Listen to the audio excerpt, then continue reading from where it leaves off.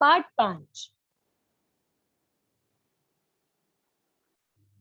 नाना साहब की पुत्री देवी मैना को भस्म कर दिया के बारे में पढ़ेंगे, परंतु उससे पहले मैं आज आप सभी को उस पाठ की लेखिका चपला देवी के बारे में कुछ बताना चाहती हूँ।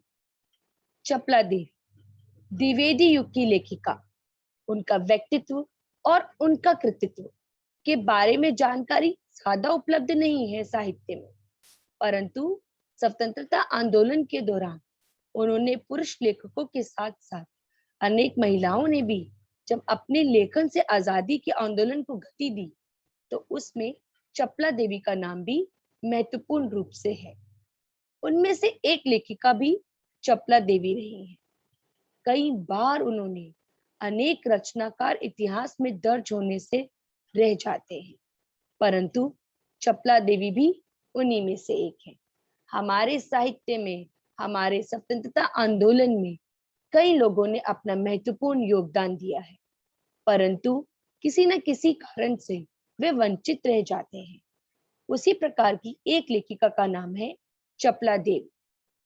यह एक ऐतिहासिक सच्चाई है कि सन 1857 की क्रांति के विद्रोही नेता दुदुपंत नाना साहब की पुत्री बालिका मैना आजादी की नन्ही सिपाही थी, जिसे अंग्रेजों ने जलाकर मार डाला।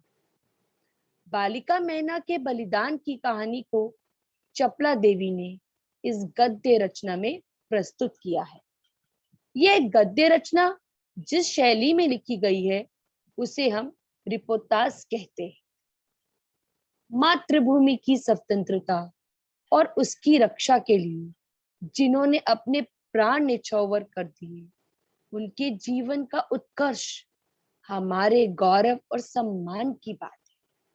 कितने ही ऐसे क्रांतिकारी रहे जिन्होंने अपना संपूर्ण जीवन बलिदान कर दिया, केवल और केवल मातृभूमि की रक्षा के लिए। उस गौरवशाली किंतु विस्मित परंपरा से किशोर पीढ़ी को परिचित कराने के उद्देश्य से इस रचना को लिखा गया है। हिंदी गद्य के प्रारंभिक रूप को विद्यार्थी जान पाए, आप ये जान पाए कि किस प्रकार से कितने बलिदान दिए गए।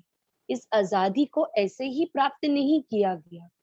कितने ही ऐसे क्रांतिकारी थे जो इतिहास में सम्मिलित नहीं है, परंतु उनका भी एक महत्वपूर्ण योगदान रहा है।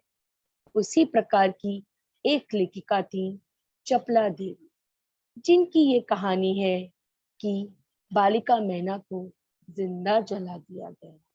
उन्होंने अपनी इस कहानी में उस महान देवी बालिका मैना के उस व्यक्तित्व को स्पष्ट किया है, जिसने बिना किसी चिंता के केवल मातृभूमि की रक्षा के लिए अपने प्राणों का बलिदान दे दिया।